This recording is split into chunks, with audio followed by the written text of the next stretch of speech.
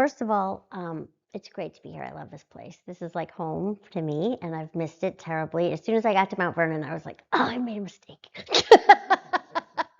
Because they're constantly doing archaeology there, and it's really, really hard not to be jealous. So sometimes when I'm in costume and I'm not really supposed to be talking to them, you'll find me talking to them because they're always pulling stuff out of the ground. It's easy there. It's really easy. We have the most material culture, obviously, on the Washingtons for this talk. So it's really not hard when I'm trying to explain the different nuances that I like to focus on for Spotswood and Byrd. I brought William Byrd II into this because I couldn't leave him out. And the other people that are involved in their families that eventually lead to the Washingtons. The Spotswoods have a connection also, several connections actually, and I had to actually print it out because it's so hard for me to remember who's who, to both sides of the Washington family, to Martha Washington's family and also to George's. So it's very, did I say that right? No, I'm sorry, not to George's, to the Custis side of the Washington family, and I'm getting ahead of myself. So I wanted to start out by talking about, we're going to sort of go through a little bit of history, which everyone here probably knows about Spotswood. I don't want to get too detailed with him. It's not going. Press the other one. This one?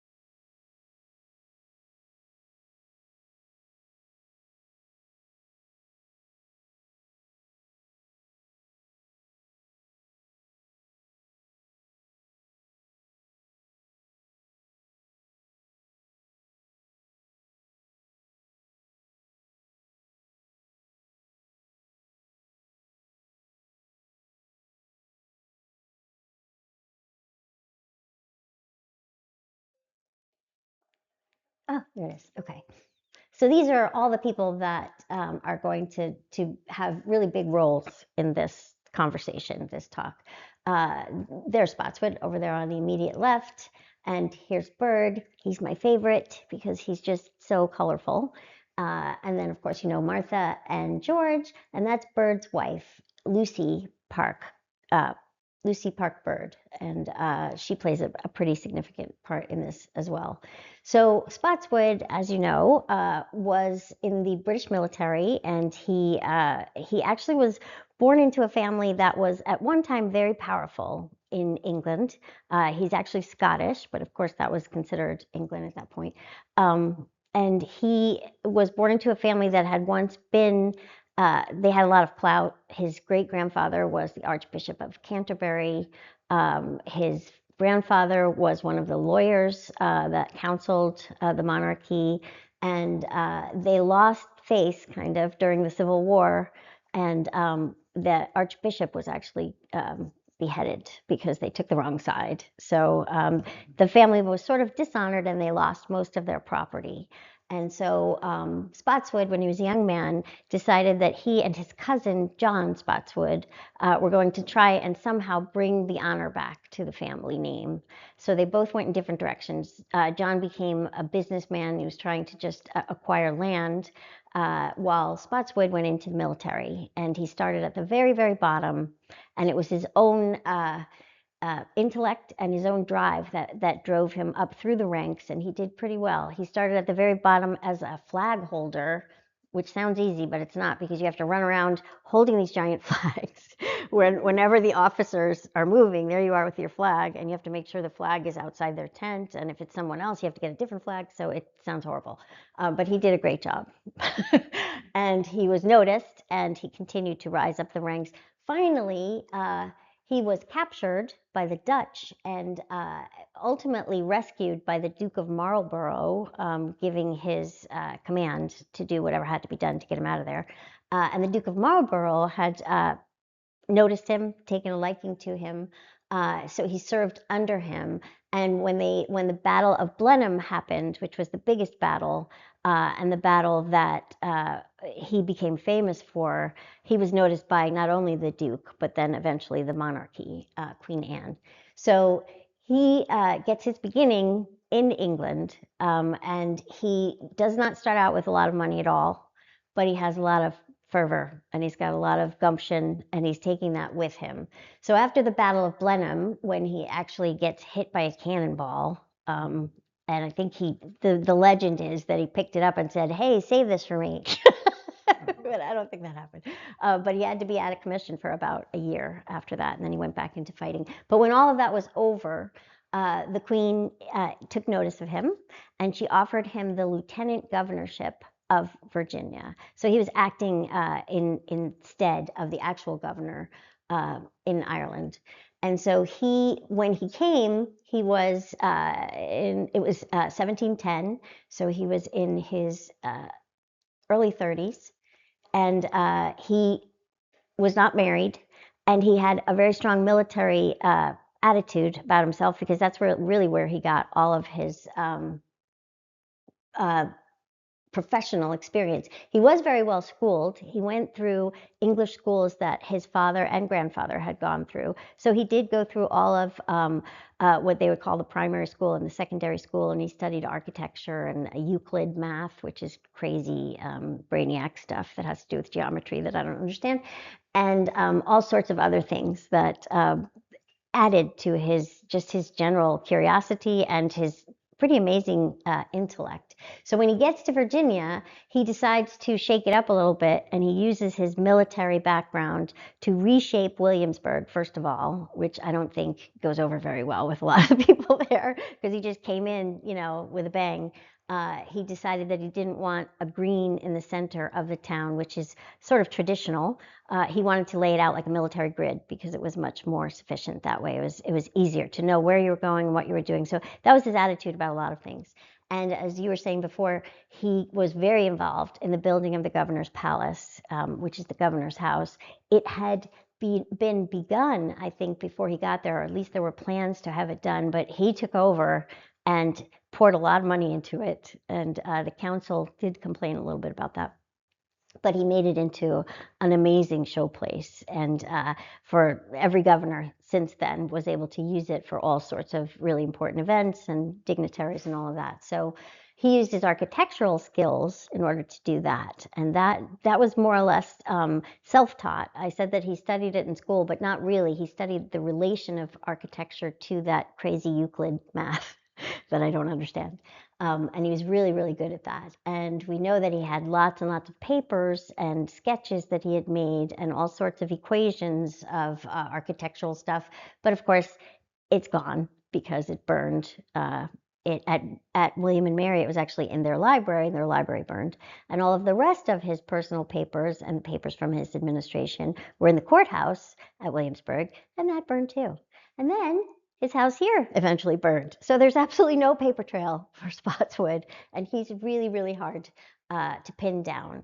But I was able to actually find many of his letters, the actual original letters, in England when I was there visiting my daughter at the Lambeth Palace Library. And so I was able to actually touch them, which again it's insane to be able to actually touch these real papers, these real parchment papers that these people hundreds of years ago had written on. And I was very impressed with their script. And I was also impressed with what I saw was going on between the lines. So I am a kind of person who, when even if I'm looking at the historical aspects of something, A plus B equals C, this is the data that we have, so this is what we know. I try and find the nuances in between, like, why do you think that plate was there underneath that rock, underneath that foundation? And I also do the same thing with people. I try really hard to just get an idea of who they were. For instance, Spotswood, I think, got kind of a bad reputation for a while because he was sort of a bulldozer. And some people found him a little difficult, I think, and he was pushed out eventually, but there's reasons for that. So just to lay the groundwork for him, he was a forward thinker. And I think one of the most important things about his governancy, I don't know if that's a word, his stint as governor, was that he took on the plight of the Indigenous, the Native Americans, all over that region of Virginia as well as north. And he even had something to do with the North Carolina Indians, and also the fighting Iroquois that were constantly coming down and trying to recruit other indigenous tribes.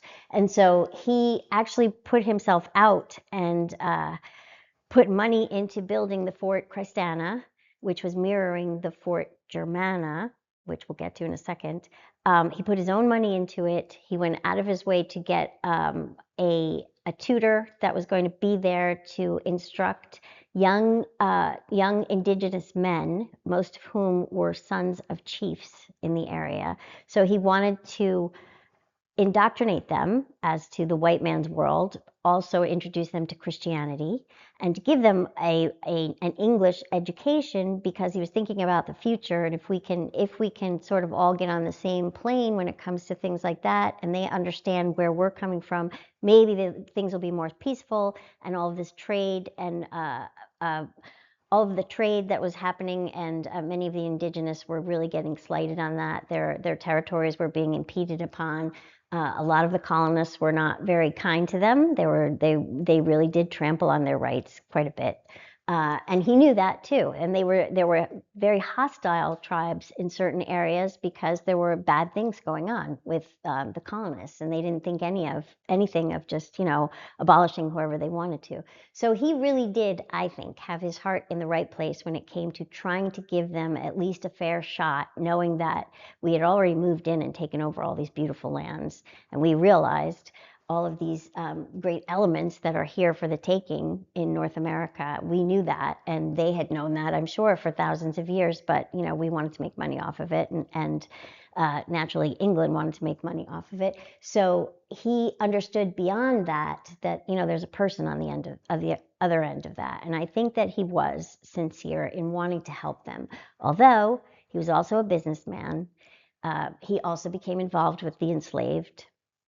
And he also lived the life of, by that time, a wealthy white man. So as much as he wanted to help the indigenous, there's only so much that he could do. Although he did have some success, because he tried to get involved in their culture as well. He made a lot of appearances, visits to the Fort Christiana, which had actually been accepted pretty enthusiastically by a lot of the Indians of the Tidewater region, mostly the Saponi, which encompass several different tribes, the Siouan languages, tribes. There's so many of them that I can't remember all the names. But there were many that were actually part of that. Some of them lived outside of the fort, but right on the grounds of the fort. Some of them lived within the fort. They had a very good trading business going on there, and they had that school for their children. So, and he had also invited these boys that were coming to be educated there to bring their chaperones, so that he wanted to make sure that these chiefs, these Native Americans, understood that he respected their culture as well, and he didn't want these boys to get away from it. He didn't want to lose that in the process. He wanted that to be represented also, which I thought was pretty progressive. And that's why I think that there were certain things that he did that point to him just being a little bit more than the average horrible white colonist, because there were plenty of those. And so he established himself that way. He did make a little bit of headway.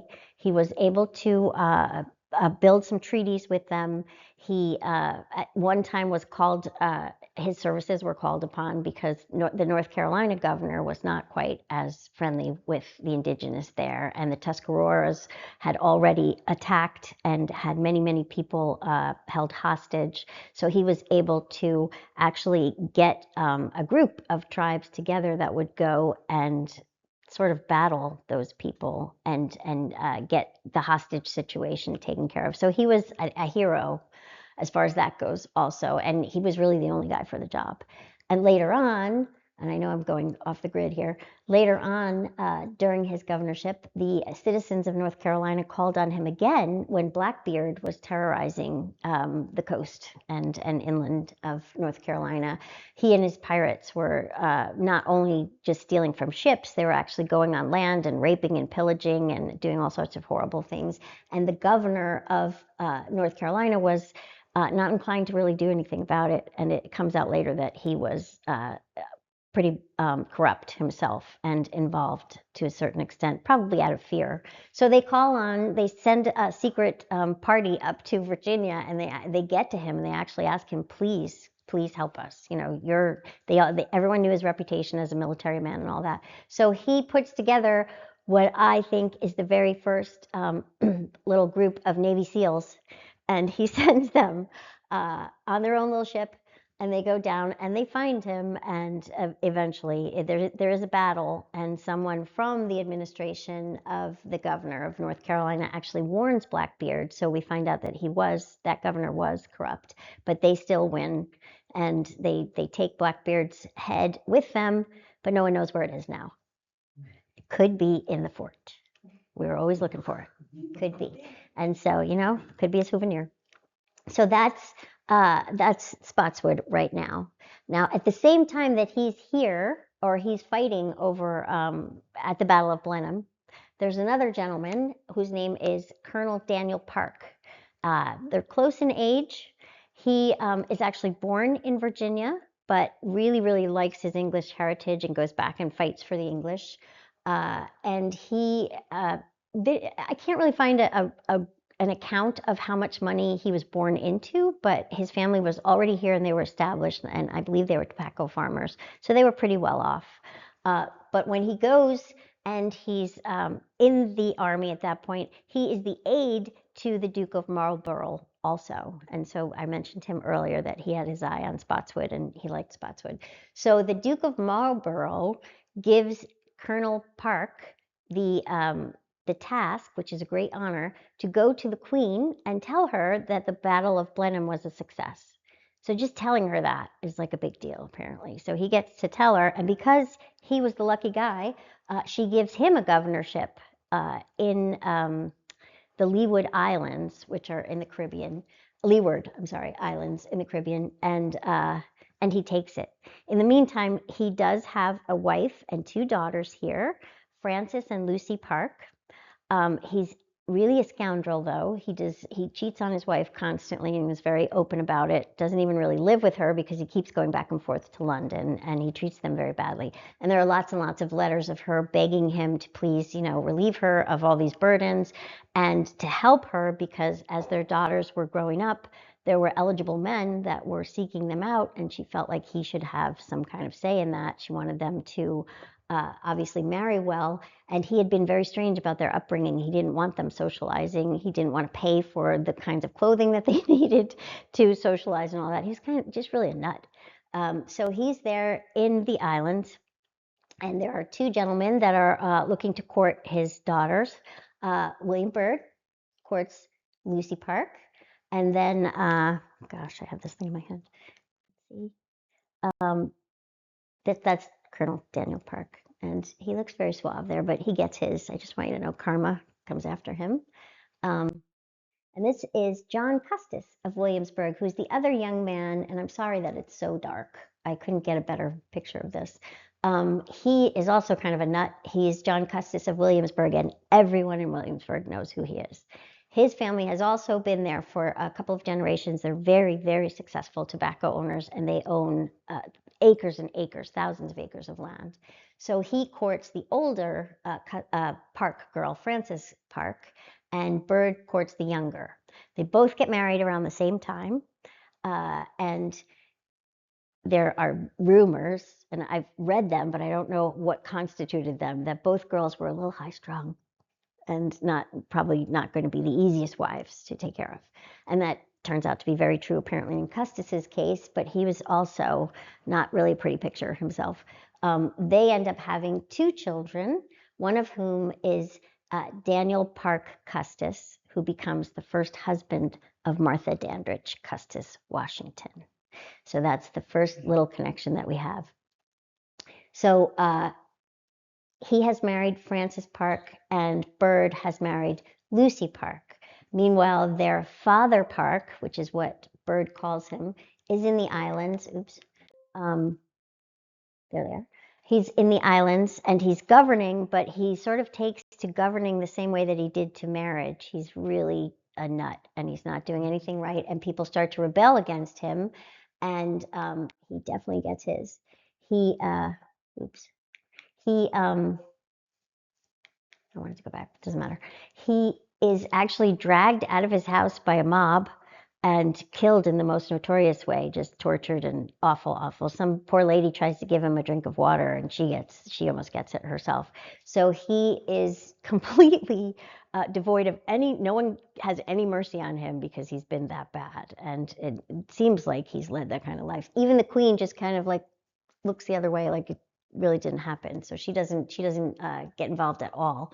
So when he dies, that's when a lot of lawsuits and legalities start, and they all reach all the way down to George Washington. So from this time period, which is the very early 1700s,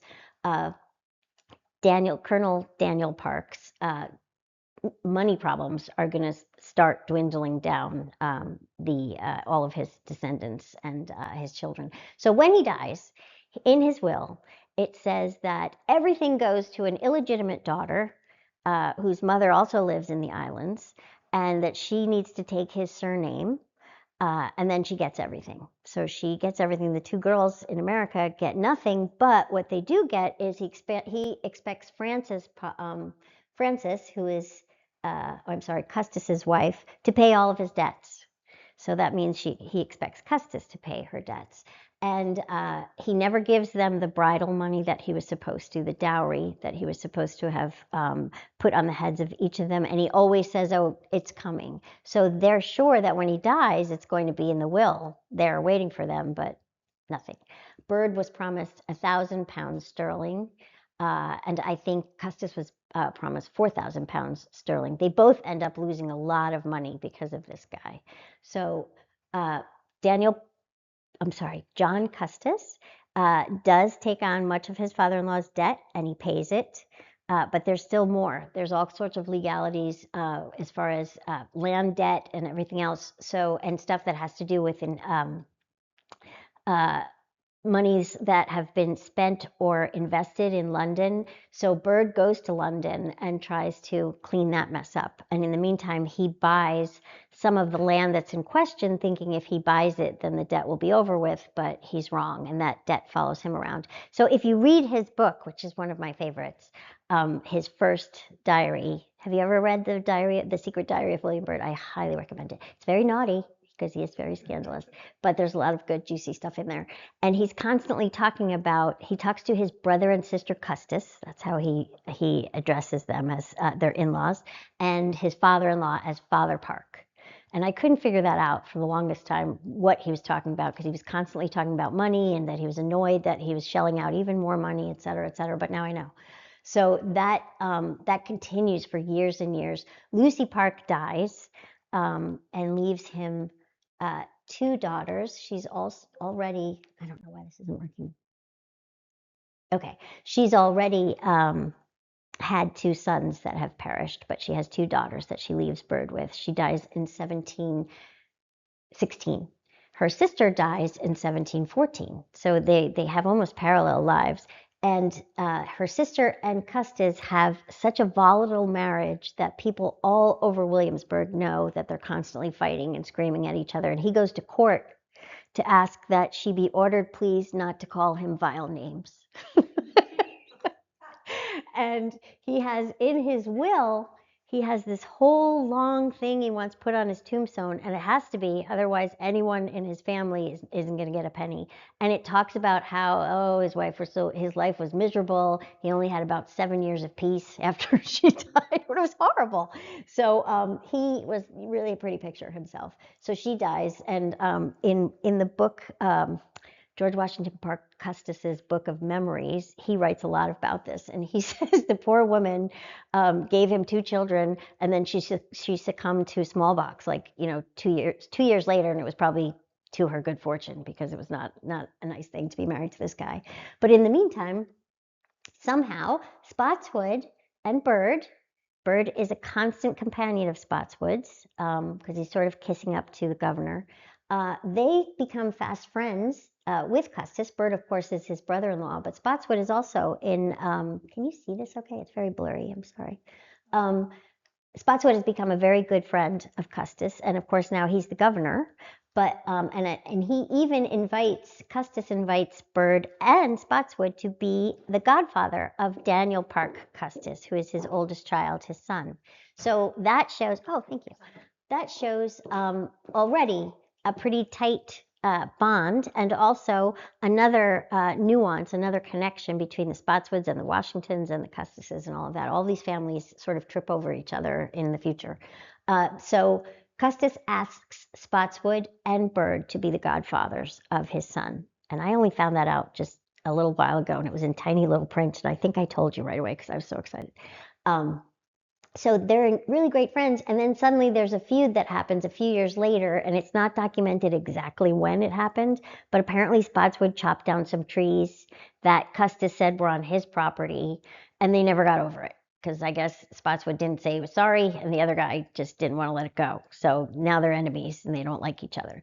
And that's what happened between the two of them, but Spotswood goes on to continue his friendship, sort of frenemy friendship, with Byrd, who was an ever-present person in his life because he was part of the council and the House of Burgesses.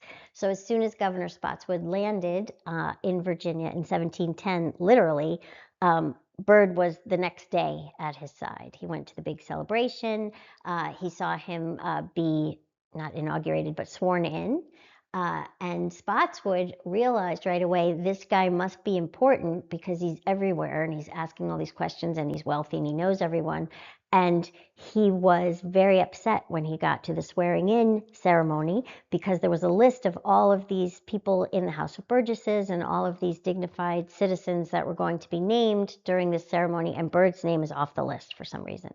So he's smart enough and diplomatic enough to know this guy, I don't want to mess around with this guy because, I mean, there he was with the big wig, and you could tell that Byrd was a very flamboyant kind of character. So he goes to one of his aides immediately and says, we need to fix this, get this guy's name on the thing, and for some reason it never gets on there. So Byrd sort of carries that in his pocket for a while because he blames Spotswood, but he's one of those guys that you can't really please him a lot of the times. But he and Byrd carry on a relationship working side by side in the government, and they seem to be doing well. Byrd has been named he is the collector of quick rents, and he is the person that oversees the actual sheriffs or deputies that go around from farm to farm, and they're collecting quick rents, which were taxes. And they were usually paid in tobacco probably up until the 1740s at least, they were paid in tobacco.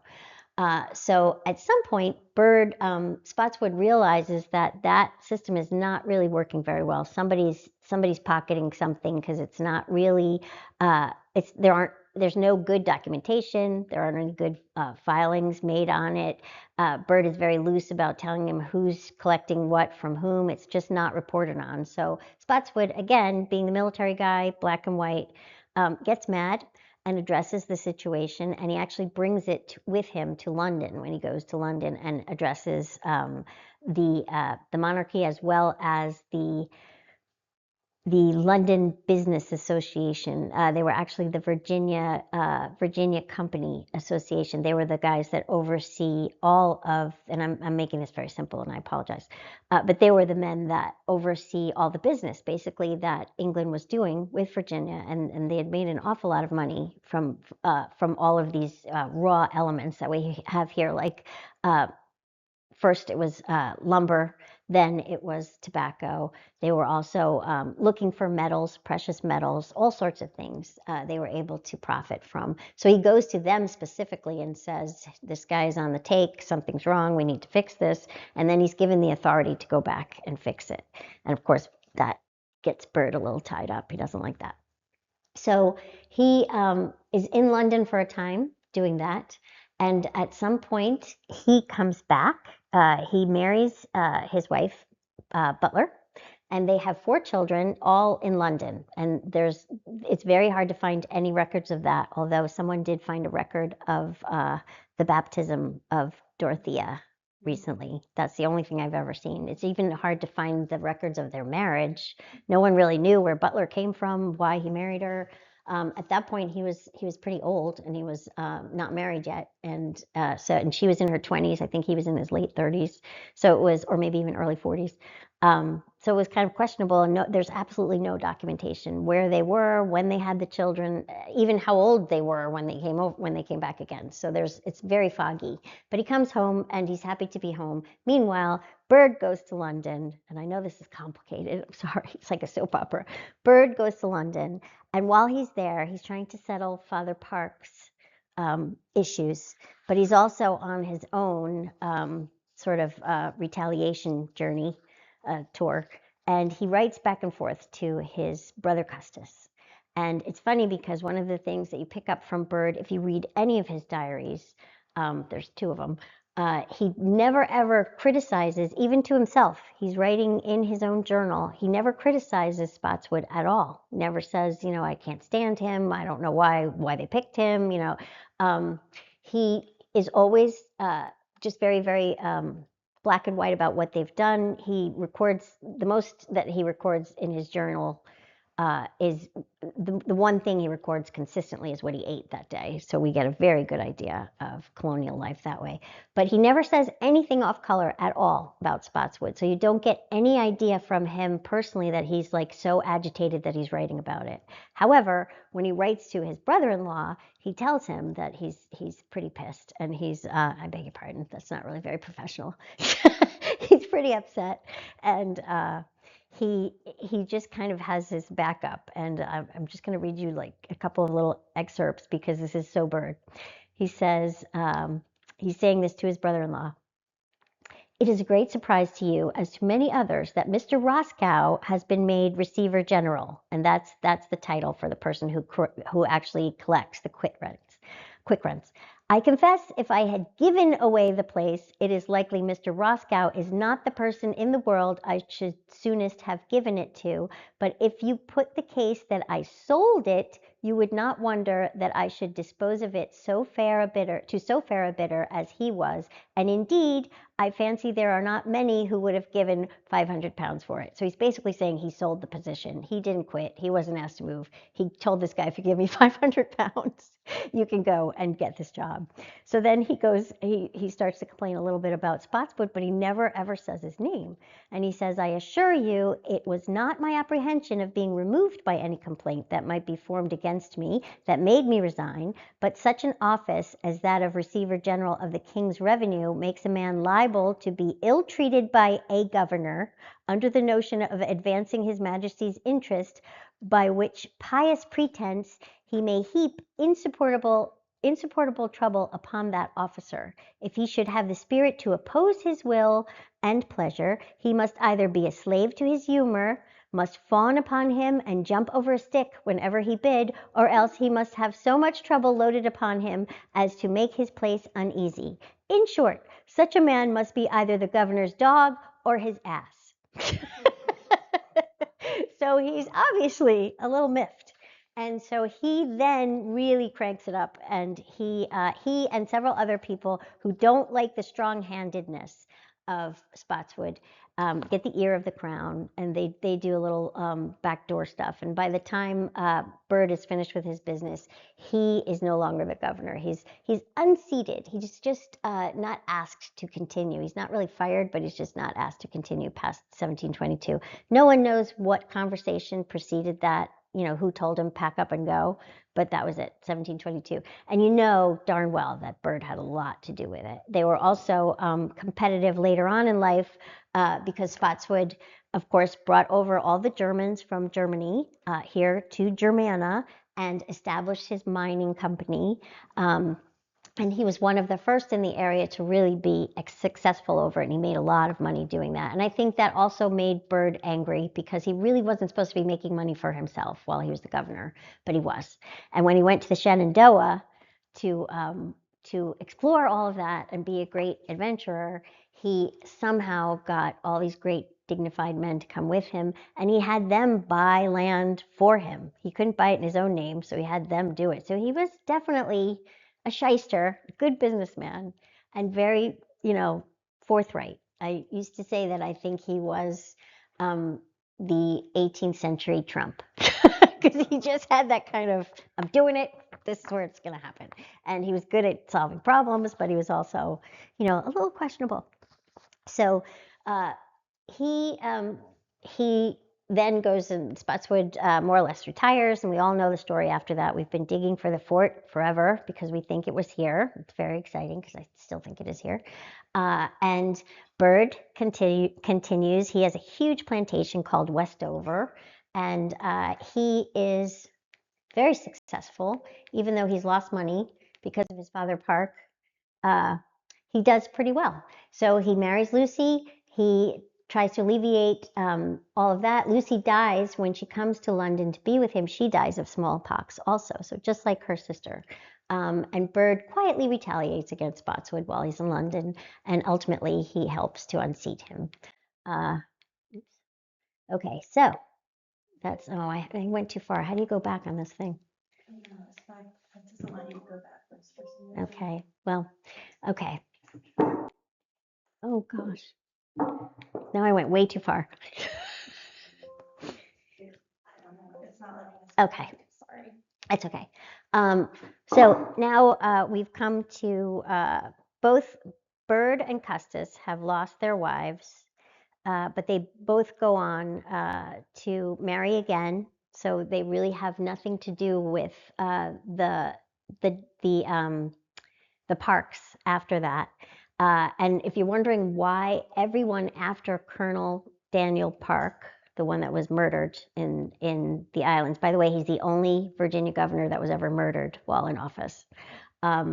He put also in his will that every descendant following his death had to have the name Park in their name, or they could not inherit anything. And so even Daniel Park Custis, who is Martha's first husband, does the same thing. He's already been named Park Custis, and so he gives that name to all of his children also.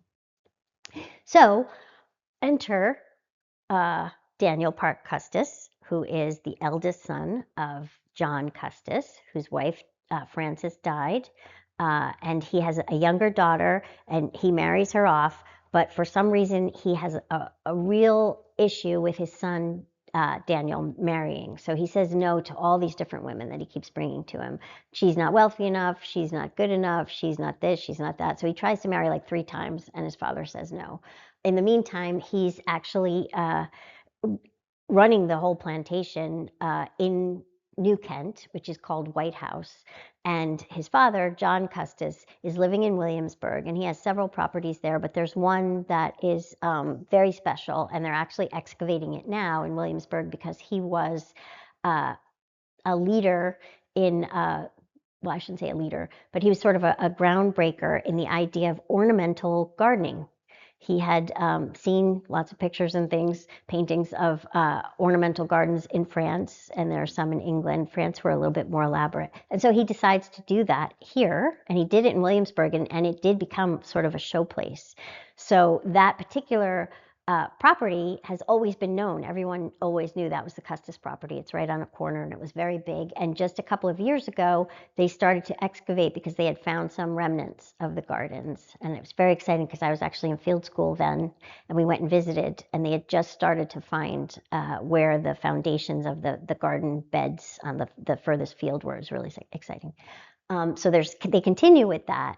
And he continues to be a legacy in Williamsburg because not only did Custis own that property, he also had several others that he rented out. He was just really, really rolling in money. So enter Martha Dandridge, who lives in New Kent and goes to the parish of St. Peter, which is also the parish that Daniel Parke Custis's son, goes to.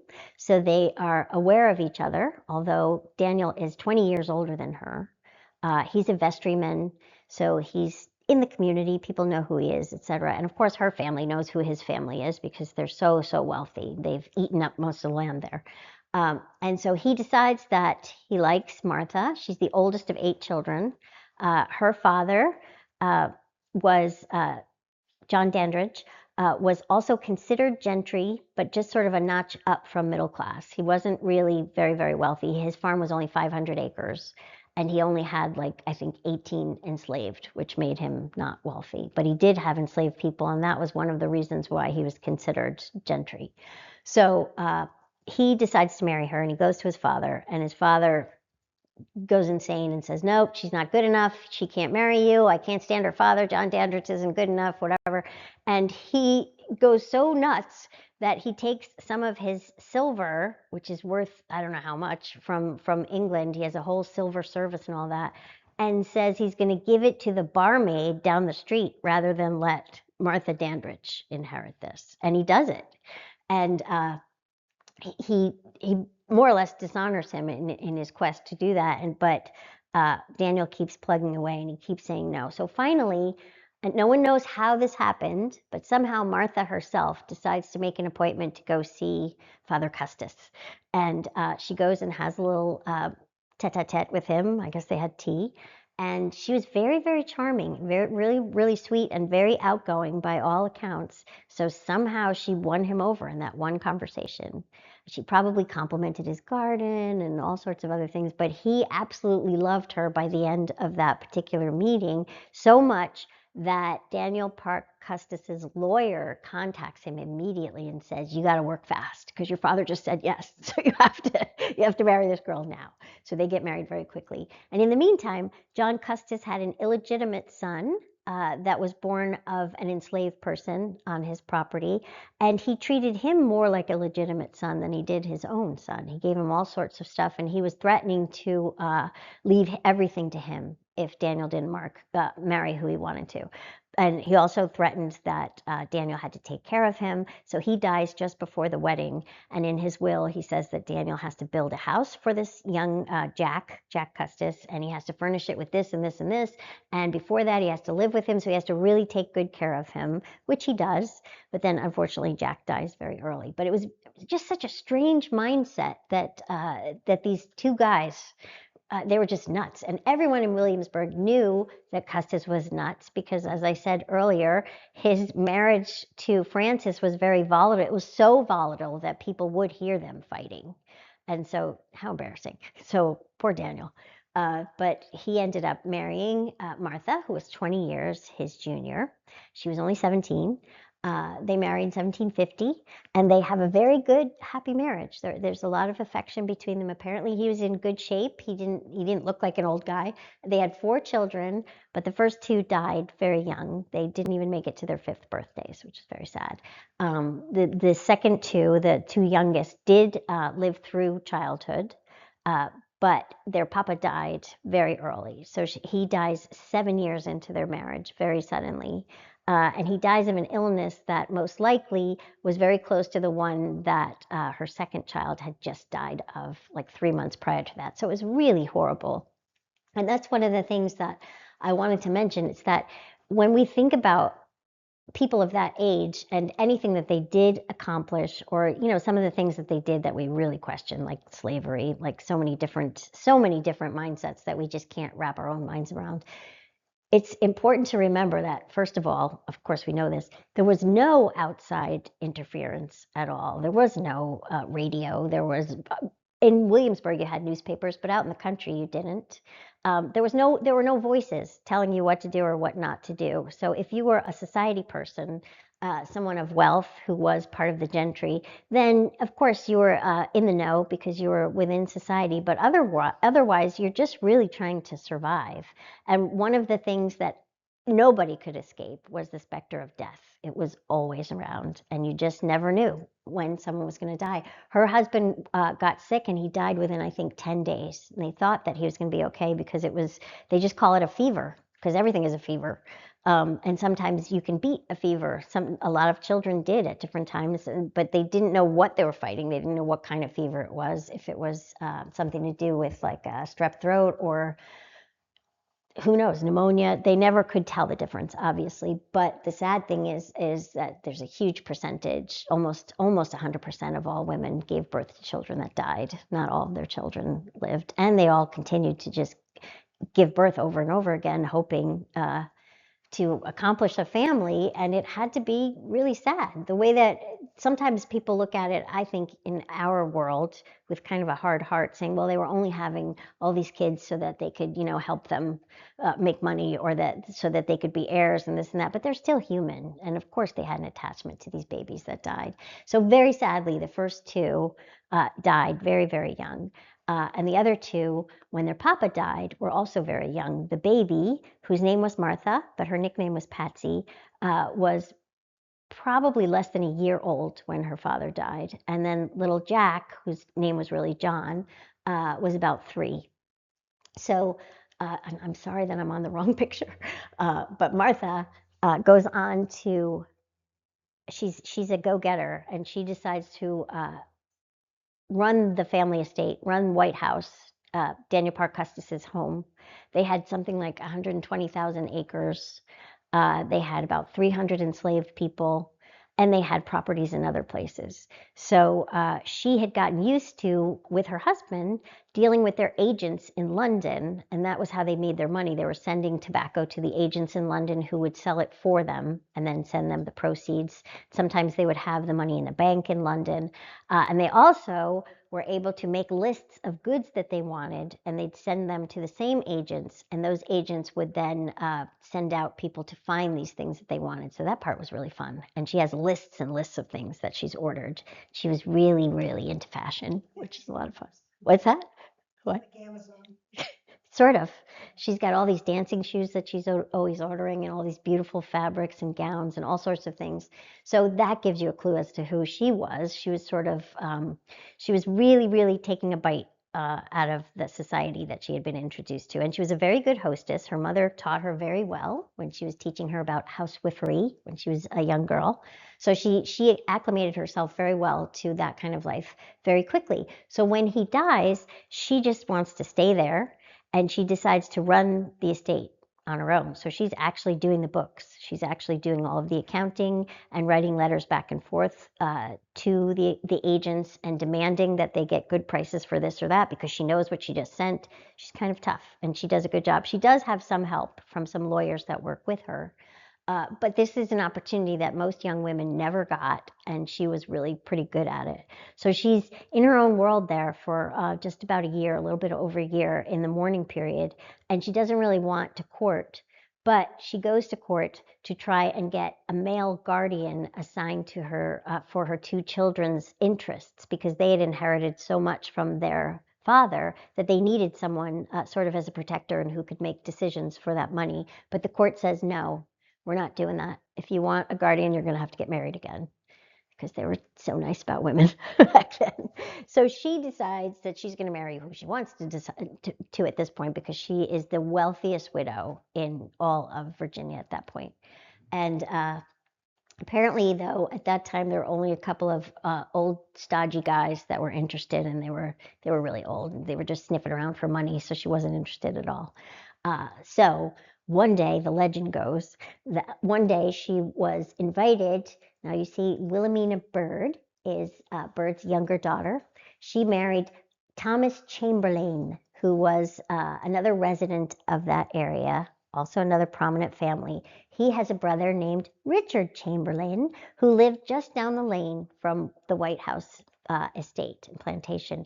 And for some reason, he decides to invite Martha to a little tea party at his house one day, because he thinks she hasn't gotten out enough since her husband died, and he apparently had a very nice relationship with them. So he decides to have just a little social occasion at his house. And something like the day before this happens, he just happens to be on the ferry coming into Williamsburg, and he sees the young George Washington, who was then a colonel. And he was just thinking about resigning his commission at that point, because he had been very ill. There was a lot going on in his life.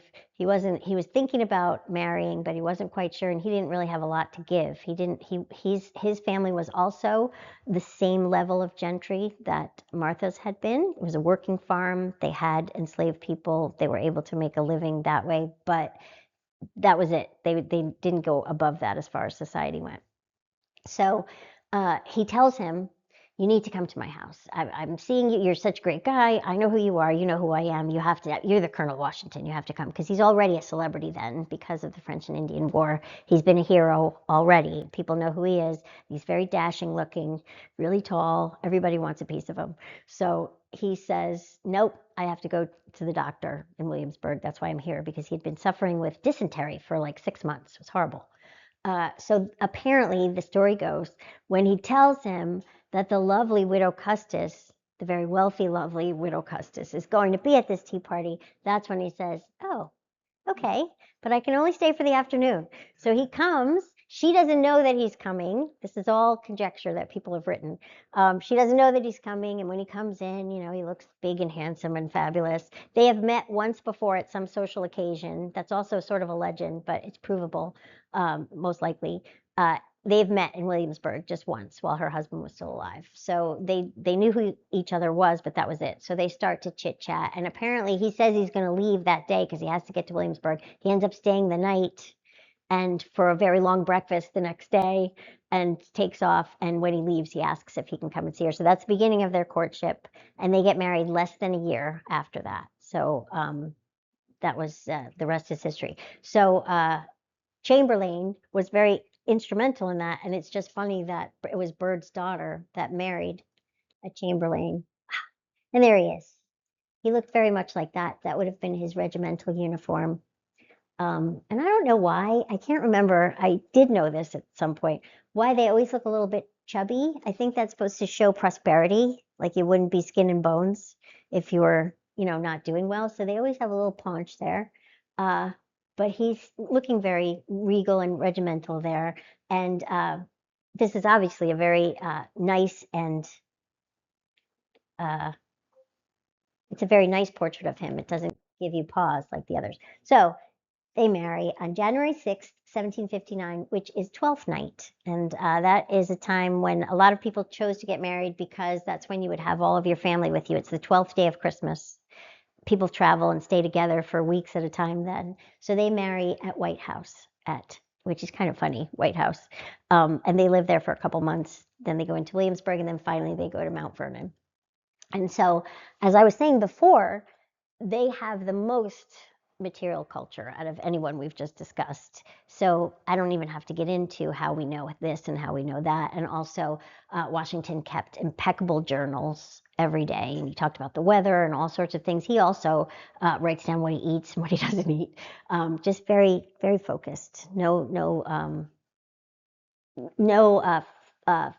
fluff at all. He just gets right to the point. And her two children grow up with him as their papa on Mount Vernon. They leave for Mount Vernon about 3 months after this date. And when they get to Mount Vernon, it's a very small house that his grandfather had actually built. And the whole property was a lot smaller than it is now. It was originally a place where they would go hunting when he was little, and their house at Westmoreland burned. They lived there for a little while before they lived where Ferry Farm is now, but they call it home house. They would call it home house. So he was aware of this property when he was little, but he really fell in love with it when his stepbrother Lawrence inherited it.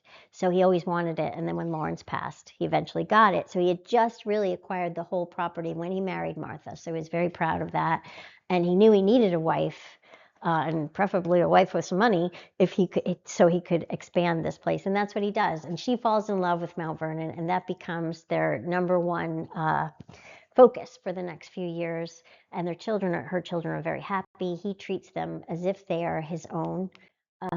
And that, unfortunately, is just a clue or evidence that they've been working on the refurbishment, the preservation of Mount Vernon now for about 2 years.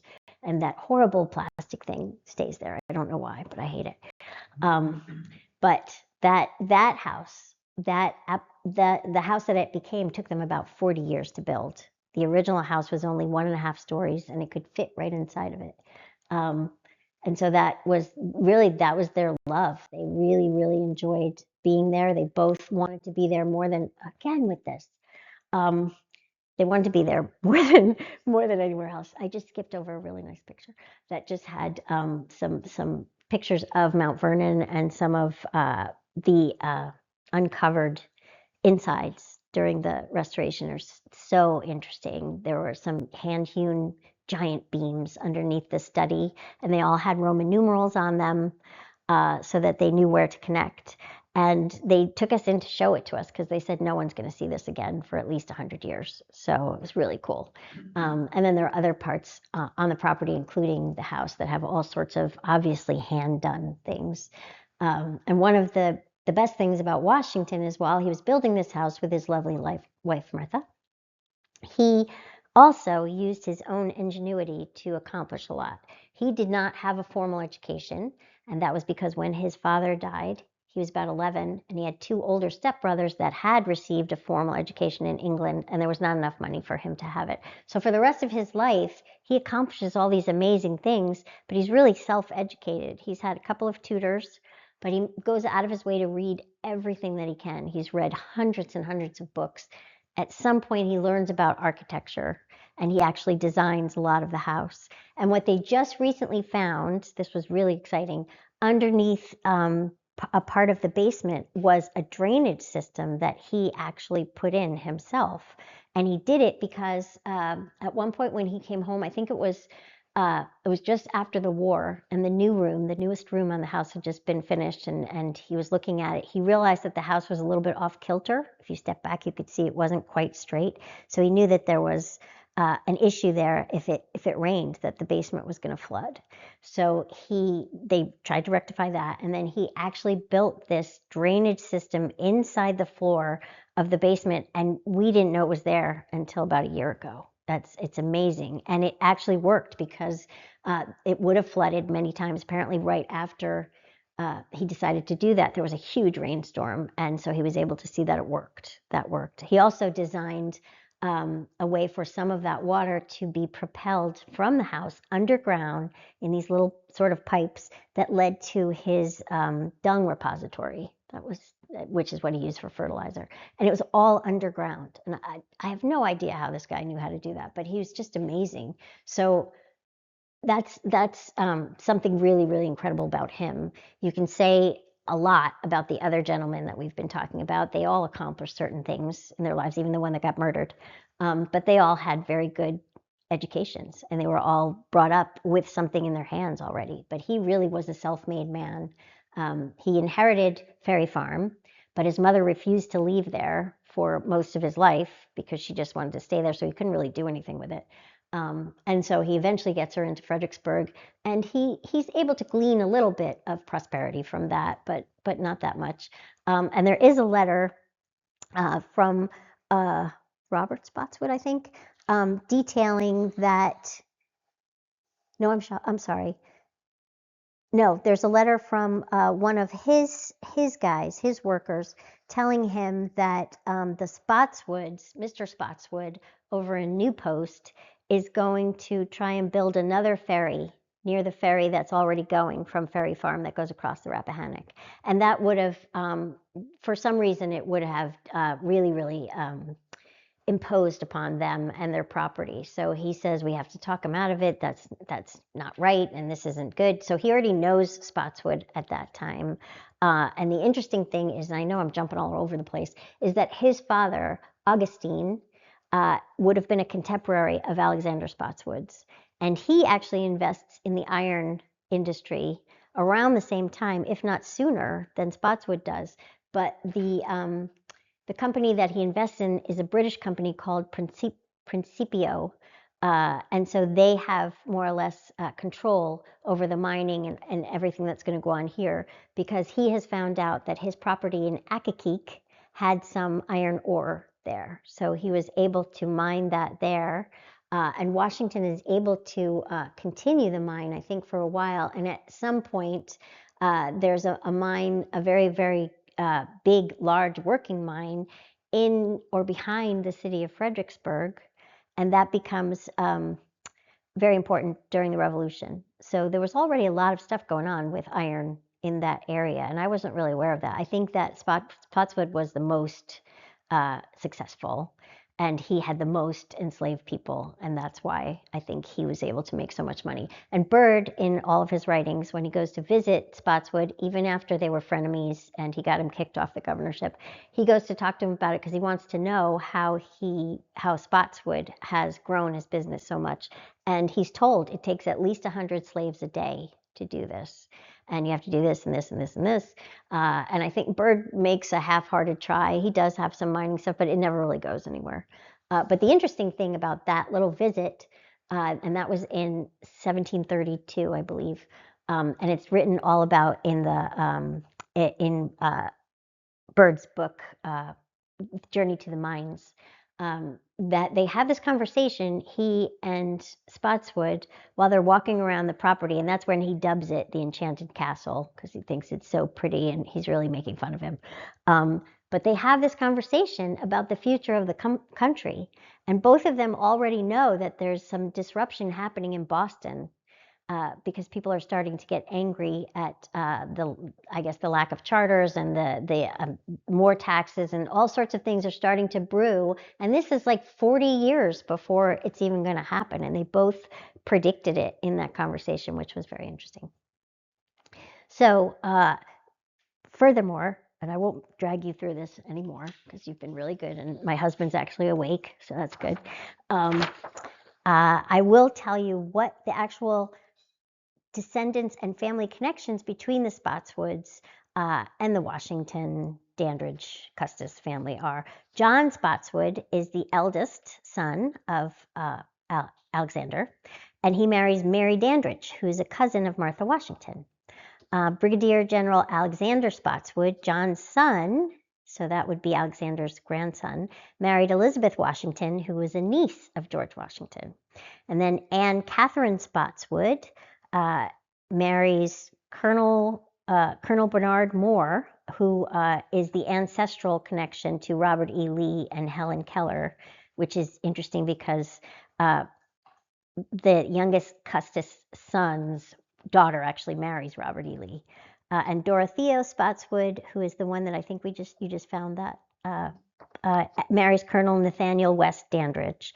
And Robert Spotswood is an officer during the French and Indian War under Washington, so he knows him very well. And sadly, he becomes lost in the battles. He is leading a charge at Fort Duquesne, and it's believed that the Native Americans ambushed them, and he's never heard from again. So that's very sad. No one really knows what happened to him, but he was obviously captured. And then as far as John Spotswood, Alexander Spotswood, I'm sorry, the second, who is a brigadier general, he's the one who causes a little bit of trouble with the troops during the revolution. And the reason this is up also is because this is a much nicer picture of Martha, and that was done by Charles Wilson Peel, as was that one. I believe George commissioned that, and he actually wore that in a necklace around his neck throughout the whole Revolutionary War. They had a very, very good, very, very solid marriage, and they were very compatible. And people always thought it was just sort of like a mysterious thing. They were so close, and it was so good. Some people tried to, like, find the cracks, but there really were none. So that's why they were so close. That's why she ended up going to every encampment during the Revolution. But he kept that with him all the time, which I always thought was lovely. Here we go. Artifacts from the collections at Mount Vernon. Just a few. This is hair from Lafayette and Martha Washington. Why they're in the same thing, I have no idea. But you can see the stains on the sides of the paper, and we decided that's probably from the pomander and stuff that they put in their hair all the time. So even now, hundreds of years later, you can see it. And you can see how beautiful and dark Lafayette's hair was, and that's Martha's hair, which is very light. And they also, as you probably know, kept hair and relics from people after they died to remember them. And then this is not a good picture, but those are holsters from George Washington. They're made of leather. So those for his pistols, and we have his pistols, but they don't often take them out. And then those shoes, which were really, really swanky when they were new, were Martha Custis's wedding shoes when she married George Washington. They're purple silk, and they have little spangles on them and all sorts of sparkly beads, and they have a little heel, and they were really, really like top notch. And then that is an actual seat cover that Martha embroidered, and there are 12 of those, and it took her 36 years to finish them. She was always doing something, but I love that because it looks like new. When you see it, it looks like she just did it. Her wedding gown, it's funny how they knew to save a lot of things, because they knew by the time they were in the president's office, they knew that people were going to want stuff. And Washington knew even from the time of the Revolution that he had to be very careful about what he recorded, how he did it, where he kept his papers, where he kept his things, because he knew it was going to be so important to the future. He was always thinking about the future, which I think is amazing. So when Martha died, her granddaughters had her wedding gown, and they have some pieces of it in the collections, but it's got little holes cut all over it because they were cut for relics. So they were given to people. And people would write to Mount Vernon after George died and ask for relics. So poor Martha was, doling out all sorts of stuff. But when she died, her grandchildren had to do the same thing. There's a lot that's been cut up. And in fact, in his inaugural suit, on the inside, you can't see it from the outside, but on the inside, there's all these little holes that people have cut out and given relics for. That's Westmore. I'm sorry. Oh my gosh, this is Byrd's place. And this is a letter that you can't really see, but it's one of those letters that I got to handle at the Lambeth Palace Library. Westmoreland, yeah. I don't know why it's like I'm tripping over it, but that's his beautiful house in Richmond, which is in Charles County, but it's on the outskirt, I guess, of Richmond, because that was really his land. But it is an absolutely gorgeous house, and it's been kept very, very well. It's been restored in several places, but it is still absolutely pristine, and it's right on the James River. And it's interesting because, again, in his journal, and I'll say this one more time and then I promise I'll be quiet. if you can read his journal, it's one of the absolute best primary sources I think that there is for the 18th century, because he talks so much about what's going on around him, what he eats for dinner, where he went, who was there. And there was one section that I was reading recently that was funny, where he's talking about sitting in court because that was one of his duties, to help distinguish whether someone was guilty or not. When they came to court, they would just listen to the cases. And there was one, he reports in his journal that there was one thing about one case about a gentleman.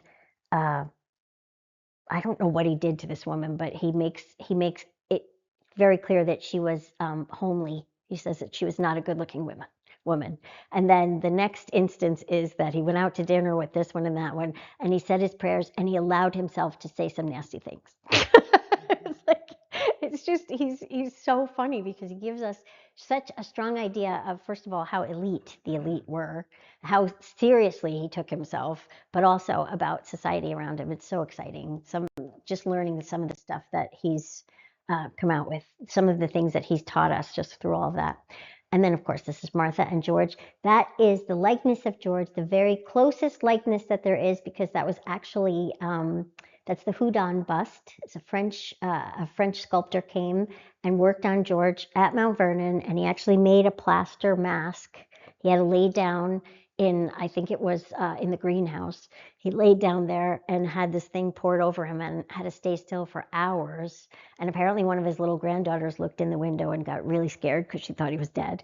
But then he was able to sculpt this, and that is apparently the closest likeness. That's really what he looked like.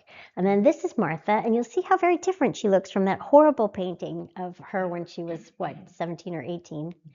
And then this is also Martha, and this is, according to her grandson, the closest image of her to what she really looked like, which is sweet. She looks like a sweet old lady. I'm almost there. And then these are all the pictures that I mentioned earlier. They all are painted by the same person, and all of those heads look like they could be transferred to each other, don't they? They all look, that's Daniel Parke Custis, and that's Fielding Lewis. They look pretty much the same. And that's Betty Washington, and that's Martha Custis. And they look exactly the same. And even the poor little kids look like their heads are like from their 40s or something. So I just got a kick out of that. That was Wollaston. He was, Charles Wollaston, I believe, was the painter of all of these. So Charles Wilson Peale, who painted those others, was much better at capturing, who they really were. And this is George Washington Parke Custis, who was her youngest grandson, and he is the one that wrote the memoirs that put together all sorts of stories that he remembers from his childhood, and letters and things. That letter that I read of Byrd's was in there. And he has all sorts of instances that he remembers in great little details. But unfortunately, the historic community has decided that it's not really a valid source at times, because he tended to be kind of a businessman himself. He profited a lot from his grandparents. But there's so many details and so many stories, like stories of him going to Alexandria with his grandfather and a couple of other guys, and one of their horses gets away on the way back and they have to walk, and it's just really cool little stuff. And that's him. So that is probably a little bit like what Martha looked like. And then this, I thought Dennis was going to be here. It's the cutest picture of him. And that's George Washington from Mount Vernon, although he's not there anymore. So I don't know what he was doing there, but he looks so cute. And there's my illustrious boss and me. And that's Lawrence in the background, Lawrence Washington. Wow, that was really long. I'm sorry. Thank you. I hope it made sense. It was kind of all over the place. Any questions? Probably not. Really? Think so? I have a question. Yes. When did Mount Vernon find the cherries? Oh, the cherries in the I was here when they found that. That was just a couple of years ago. Was it in the Years. basement? Yeah, it was under the floor in the basement. And there is a letter that Martha wrote home when she was during the presidency. And she said something about, they were talking about the harvesting. She was very involved in all of the preservation, the preserves and all of that. And she loved her garden. She really, that was her favorite thing about summertime, obviously, was fresh vegetables. So she was really, really focused on that. And she said, make sure that you dry the cherries. Old Doll, who was one of the old cooks, like the original cook was Doll, and then she had another daughter that was Doll. She remembers how to do it, and they have that piece of the letter on a display next to the bottles because it was obviously it happened during that time period. That's when Lund, Washington, was watching over. No, I'm sorry, he was there during the war. So during the presidency, there were relatives there that were watching over things. So they assume that the bottles were in there and someone just forgot to tell them because they were under a dirt floor. And then it was they poured sort of a concrete over it after that. So some people think they did it on purpose because they were mad at the Washingtons, the enslaved people. But they seem to have a good relationship, so I don't know. But it's very interesting. They also found a Custis wine tag. Yeah, they found one. You know what I'm talking about, the wine stamp. Yeah, Mariana showed it to me. So I think it was probably when Martha took inventory from the White House when she was leaving and coming to Mount Vernon. She took a lot of stuff there, and there's a whole list of all of the food that she took from there, and she took bottles and bottles and bottles of wine. So it's kind of cool. Well, thank you for listening to that. I thought that I wouldn't have enough to talk about. No, oh.